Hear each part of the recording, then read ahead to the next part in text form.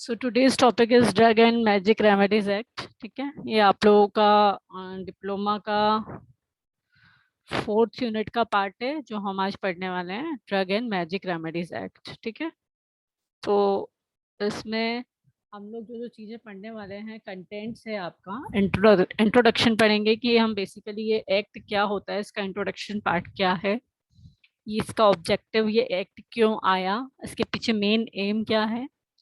Commencement mean कब से start हुआ, ये बेसिकली कमेंसमेंट का मतलब होता है कब से इसको लागू किया गया। ठीक है, डेफिनेशंस में हम दो डेफिनेशन स्टडी करेंगे, one is the advertisement and one is the magic remedies. ठीक है, क्योंकि drug and magic remedies act में ये दो चीजें हमें स्टडी करना जरूरी है। कौन से एडवर्टाइजमेंट हैं जिन्हें प्रोहिबिट किया गया है, मतलब जिनको आप शो नहीं कर सकते, वो किस किस टाइप के हैं एडवर्टाइजमेंट, और exempted advertisement from this act. इस पर्टिकुलर एक्ट से ऐसे कौन से टाइप के एडवर्टाइजमेंट है जिनको आप शो कर सकते हैं, मतलब एग्जम्प्टेड है, इनमें से हटाए हुए हैं। ठीक है, exempted from the application of act, offenses and penalties and conclusion. These are the contents which are discussing in this lecture. Okay, so first of all we study about the introduction part. Okay, what do you mean, what is the introduction of this particular act? So this act is used to control the advertisement of drugs in certain cases, to prohibit the advertisement for certain purpose of remedies alleged to possess magic qualities and to provide for matters connected therewith. Basically ये जो act है, ये drug के advertisement को control करने के लिए mainly इस एक्ट का जो मतलब टॉपिक है, तो ये एक्ट बेसिकली एडवर्टाइजमेंट से रिलेटेड है कि कुछ जो ड्रग्स होती हैं जिनको ये शो करके एडवर्टाइज किया जाता है कि आप इसे लेंगे तो आप पूरी तरीके से ठीक हो जाएंगे, या कुछ मैजिक रेमेडीज लाइक जादू टोना टाइप में कि यंत्र शस्त्र वगैरह जो होते हैं, यंत्र होता है, मंत्र होता है, इनकी वजह से इनको यूज करने से आप ठीक हो जाएंगे। तो उस तरीके की रेमेडीज जो होती हैं उनको बेसिकली कंट्रोल करने के लिए एक्ट है।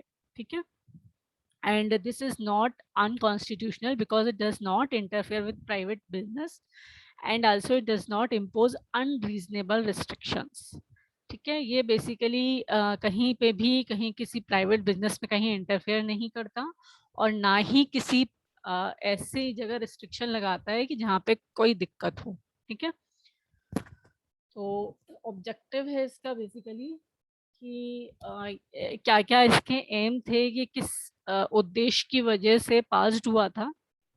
तो पहला है to control certain type of advertisement relating to drugs. पहली चीज हो गई कि उन एडवर्टाइजमेंट्स को कंट्रोल करना, पर्टिकुलर एडवर्टाइजमेंट को कंट्रोल करना। ठीक है, पर्टिकुलर जो ड्रग्स के एडवर्टाइजमेंट दिए जाते हैं उन्हें कंट्रोल करने के लिए ये एक्ट पर्टिकुलरली आया है। एंड जो मैजिक रेमेडीज से रिलेटेड जितने भी एडवर्टाइजमेंट्स दिए जाते हैं जिससे कि पब्लिक को मतलब अंधविश्वास की तरफ ले जाया जाता है, उन सब चीज़ों को कंट्रोल करने के लिए आया है।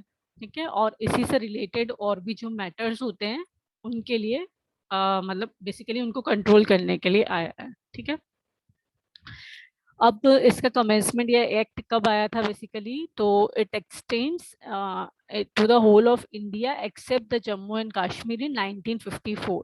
ठीक है, ये जम्मू कश्मीर को छोड़ के बाकी पूरी इंडिया में ये लागू हुआ था 1954 में, and applies also the person domiciled in the territories to which act extends who are outside the said territories। जो टेरिटरीज के बाहर थे उनके लिए भी ये एक्ट जो है वो एक्सटेंड किया गया। तो आपको तो नॉर्मल इतना याद रखना है कि ये 1954 में ये जो एक्ट है ये इंडिया में लागू हुआ था। ठीक है, और किस लिए लागू हुआ था कि जो एडवर्टाइजमेंट या जो मैजिक रेमेडीज के जो मतलब गलत चीज़ों को पेश करके और पेशेंट्स को मिसलीड किया जाता है, पेशेंट्स को अंधविश्वास की तरफ बढ़ाया जाता है, उन सबको रोकने के लिए पर्टिकुलरली ये एक्ट आया था। So now discuss about the definition part कि दो डेफिनेशन हम इसके अंदर डिस्कस करने वाले हैं। वन इज द एडवर्टाइजमेंट, क्योंकि अभी तक हमने जितना भी पढ़ा इसमें दो चीजों पे फोकस है। One is the advertisement, one is the magic remedies, जादू टोना, और एक एडवर्टाइजमेंट। तो एडवर्टाइजमेंट क्या होता है? एडवर्टाइजमेंट मीन्स द प्रिंटिंग और publication of any advertisement. Advertisement includes any notice, circular, label, wrapper, or other document and any announcement made orally or by any means of producing and transmitting light, sound, or smoke. Advertisement basically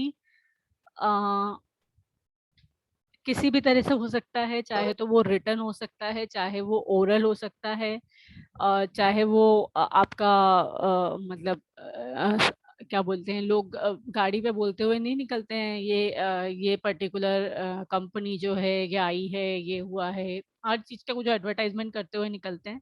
तो किसी भी तरीके से advertisement हो सकता है उसको, मतलब उसमें कोई नोटिस हो सकता है वो, या कोई लेबल हो सकता है जिसके थ्रू आप एडवर्टाइज कर रहे हो, कोई रेपर हो सकता है जिसके थ्रू आप एडवर्टाइज कर रहे हो, या फिर किसी तरीके का अनाउंसमेंट हो सकता है, या फिर टीवी वगैरह पे अगर आप उस चीज को शो कर रहे हो, तो वो सब चीजें आती हैं एडवर्टाइजमेंट के अंदर। ठीक है। मैजिक रेमेडीज क्या होता है? It includes a talisman, mantra, kavach and any other charm of any kind which is alleged to possess miraculous power. Magic remedies means कि आप जैसे क्या बोलते हैं, टीवी पे देखते होंगे कई बार, काफी सारे ऐसे प्रोग्राम्स आते रहते हैं जिनमें अलग अलग यंत्र या पर्टिकुलर कोई कवच से या कोई यंत्र से या कोई मंत्र से किसी टाइप का जादुई शक्ति होती है कि वो आपको रिजल्ट प्रोवाइड करेगी, आप आप इसको अपने घर में रखें, ये करें वो करें। तो उस टाइप की जो चीज होती है वो कहलाती है आपकी मैजिक रेमेडीज। कुछ लोग उस पर विश्वास करते हैं, कुछ लोग उस पर विश्वास नहीं करते हैं। तो बेसिकली ये कुछ नहीं होता है, ये एक तरीके से सिर्फ आपकी श्रद्धा है और कुछ भी नहीं है, कोई चमत्कार वमत्कार नहीं होता है, सिर्फ श्रद्धा होती है और कुछ भी नहीं होता है। ठीक है। तो इस टाइप की जो चीजें होती है वो कहलाती हैं आपकी मैजिक रेमेडीज, कि लाइक किसी भी चीज को क्योर करने के लिए या उसके ट्रीटमेंट के लिए या उस डिसीज के प्रिवेंशन के लिए आप किसी तरीके की चीज दे रहे हो कि उसमें जादुई शक्ति, अगर आप इसको यूज करेंगे तो आपको फायदा होगा, तो वो पर्टिकुलरली कहलाती है मैजिक रेमेडीज। ठीक है। फिर आता है आपका क्लासेस ऑफ प्रोहिबिटेड एडवर्टाइजमेंट, मतलब कौन कौन से एडवर्टाइजमेंट ऐसे हैं जिन्हें इस एक्ट के अंदर प्रोहिबिट किया गया है, मतलब रोका गया है कि इस टाइप के एडवर्टाइजमेंट आपको शो नहीं करने चाहिए। तो पहला कैटेगरी आती है advertisement of drug for the treatment of certain disease and disorders. कुछ पर्टिकुलर डिसीज को के लिए के ट्रीटमेंट के लिए किसी ड्रग का अगर एडवर्टाइजमेंट किया जा रहा है, तो उस पर्टिकुलर डिसीज के लिए जो एडवर्टाइजमेंट किए जाते हैं उसको प्रोहिबिट किया गया है इस पर्टिकुलर एक्ट के अंदर। लाइक कि for the procurement of miscarriage और prevention of conception in women means oral contraceptives वगैरह जो, या डिफरेंट टाइप ऑफ कॉन्ट्रासेप्टिव्स आते हैं, उनका एडवर्टाइजमेंट किया जा रहा है, लेकिन वो गलत तरीके से अगर किया जा रहा है तो वो बेसिकली ये प्रोहिबिटेड है। ठीक है। फीमेल की साइकिल्स को अगर करेक्शन के लिए आप कोई एडवर्टाइजमेंट कर रहे हैं, गलत तरीके से कर रहे हैं, तो वो एक मतलब इसके लिए एक तरीके से परमिशन लेनी होती है। अगर आपने परमिशन नहीं ली और विदाउट परमिशन आप इस टाइप के एडवर्टाइजमेंट शो कर रहे हैं, like in paper, in newspaper और इन टेलीविजन और इन रेडियो, कहीं पे भी, तो आपको पेनल्टी लग सकती है। तो इसके लिए परमिशन लेनी होती है। ठीक है। तो कुछ पर्टिकुलर डिसीजेस है, लाइक ये हो गया मेंस्ट्रुएशन साइकिल हो गया, लाइक सेक्सुअल प्लेजर हो गया, and schedule, particularly schedule, just कुछ कंडीशंस होती हैं जो स्पेसिफाइड होती हैं शेड्यूल के अंदर। अभी मैंने आपको थर्ड यूनिट नहीं पढ़ाई जिसके अंदर शेड्यूल आता है। तो शेड्यूल जे जो होता है उसमें ऐसी डिसीज होती हैं जिनको आप ठीक ही नहीं कर सकते, लाइक कैंसर हो गया, एड्स हो गया। अब इनके ट्रीटमेंट के लिए भी अगर आप कोई एडवर्टाइजमेंट कर रहे हैं न्यूज़पेपर पे, तो ये एक तरीके से प्रोहिबिटेड है, क्योंकि जो चीज़ सही नहीं हो सकती या जो चीज़ मतलब ऐसे नॉर्मल आपने एडवर्टाइजमेंट कर दिया कि ड्रग ले लो और ठीक हो जाओगे, तो ये जब तक आप डॉक्टर से परमिशन नहीं लेंगे, जब तक आप डॉक्टर से प्रिस्क्राइब नहीं करवाएंगे ड्रग, तब तक ये आपको ठीक नहीं करेगा। तो इस टाइप की डिसीज के लिए अगर आप एडवर्टाइजमेंट करते हैं तो वो प्रोहिबिटेड क्लास के अंदर आता है। सेकेंड कैटेगरी आती है prohibition of misleading advertisement relating to drugs. दूसरी चीज आती है कि आपको मिसलीड कर दिया जा रहा है, आपको दूसरी तरफ मोड़ दिया जा रहा है, उस टाइप के एडवर्टाइजमेंट को प्रोहिबिट किया गया है। लाइक डायरेक्टली और indirectly give the false impression regarding the true nature of the drugs. मतलब जो ड्रग सही है उसका आप उसका मतलब कंपेयर करके कि वो ड्रग सही नहीं है और अपनी कोई ड्रग आप एडवर्टाइज कर रहे हैं, तो बेसिकली वो प्रोहिबिट होती हैं। और अगर आप किसी ड्रग के ऊपर क्लेम कर रहे हो कि नहीं, ये तो फॉल्स क्लेम कर रहे हो कि नहीं ये ड्रग बिल्कुल सही नहीं कर सकती है, या फिर ये जो गलत आई है, ये जो ड्रग आई है ये बिल्कुल गलत ड्रग है, तो उस टाइप के जो एडवर्टाइजमेंट होते हैं उन्हें भी यहाँ पे प्रोहिबिट किया गया है। ठीक है, तो ये दो क्लास हो गई अभी प्रोहिबिशन की। तीसरी आती है आपकी prohibition of advertisement of magic remedies for the treatment of certain disease or disorders। तीसरा आता है किसी पर्टिकुलर डिसीज को ठीक करने के लिए किसी मैजिक रेमेडीज का अगर आप एडवर्टाइजमेंट कर रहे हैं तो वो भी प्रोहिबिशन की प्रोहिबिटेड एडवर्टाइजमेंट की क्लास में आता है। ठीक है, लाइक कि जिस पेपर में आप देखते हो, न्यूज़पेपर में आती है काफ़ी सारी न्यूज़ कि ये यंत्र है, ये पर्टिकुलर मंत्र है, या फिर ये टेलीविज़न पे आता है। तो कहीं ना कहीं डायरेक्टली इनडायरेक्टली इस टाइप के एडवर्टाइजमेंट जो मैजिक रेमेडीज से रिलेटेड हैं वो भी प्रोहिबिटेड है इस एक्ट के तहत। ठीक है, उसके बाद आता है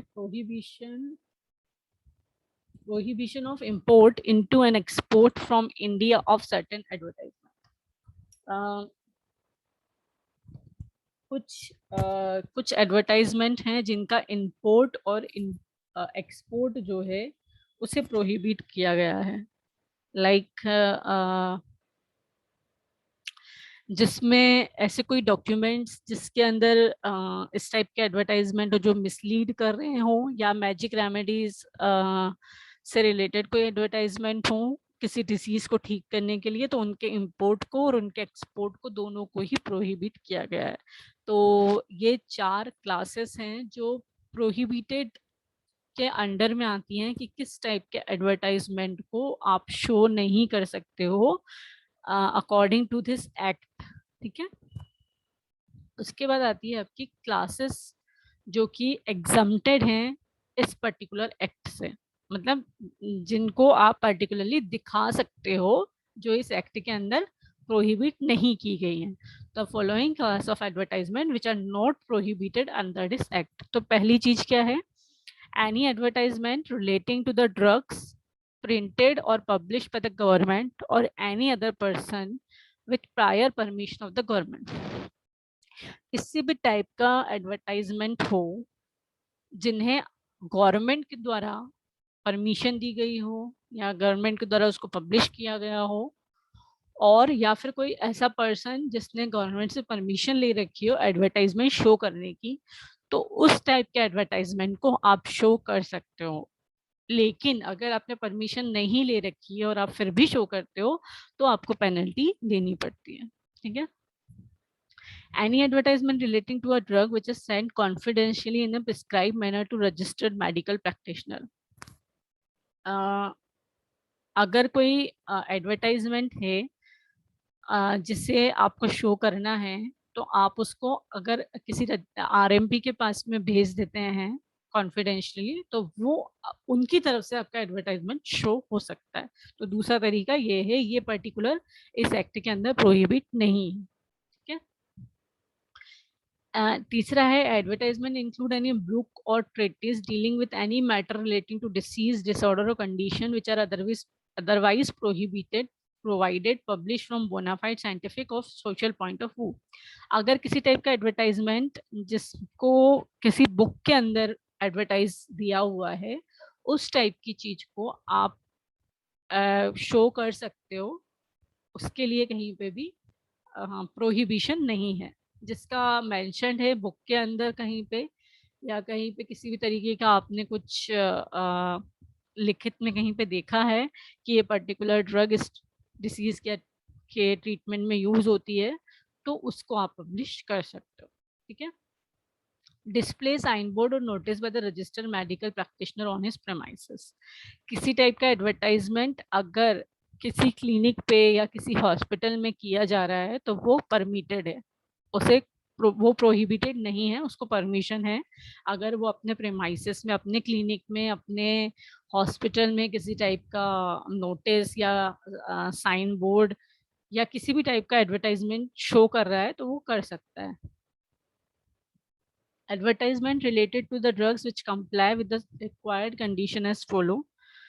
कुछ एडवर्टाइजमेंट्स ऐसे हैं जिनके अंदर ये पर्टिकुलर कंडीशंस जो हैं वो फॉलो होनी चाहिए, लाइक लिटरेचर ऑफ लीफलेट और literature along with packaging of drugs.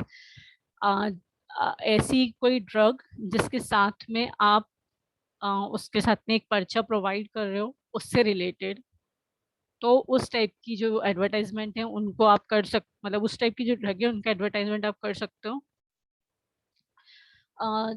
किसी भी टाइप के जर्नल में अगर उस ड्रग का जिक्र हुआ है, लाइक मेडिसिनल जर्नल में, फार्मास्यूटिकल जर्नल में, साइंटिफिक या टेक्निकल जर्नल में उस पर्टिकुलर ड्रग का कहीं पर एडवर्टाइजमेंट है, मतलब कहीं पे आपको शो हुआ है, तो आप उसका एडवर्टाइजमेंट कर सकते हैं। थेराप्यूटिक इंडेक्स और price list publish by license manufacturer, importer and distributor. जब भी आप किसी ड्रग का एडवर्टाइजमेंट कर रहे हो उसकी प्राइस लिस्ट जो है वो मेंशन्ड होनी चाहिए साथ में। ठीक है, तो ही आप उसका एडवर्टाइजमेंट कर सकते हैं। तो ये सब चीजें जो थी जो कि प्रोहिबिटेड नहीं है, जिसको परमिशन दे रखी है कि आप इस एक्ट के अंदर इसको शो कर सकते हो। ठीक है। And any advertisement which is related to a drug printed or published with previous sanction of the government granted prior to the commencement of drug and magic remedies. इस drug and magic remedies को आप objectionable advertisement act भी बोलते हो, मतलब जिन advertisement को हमने रोका हुआ है उसको हम objectionable एडवर्टाइजमेंट बोलेंगे और उसी को हम drug and magic remedies act बोलते हैं। ठीक है।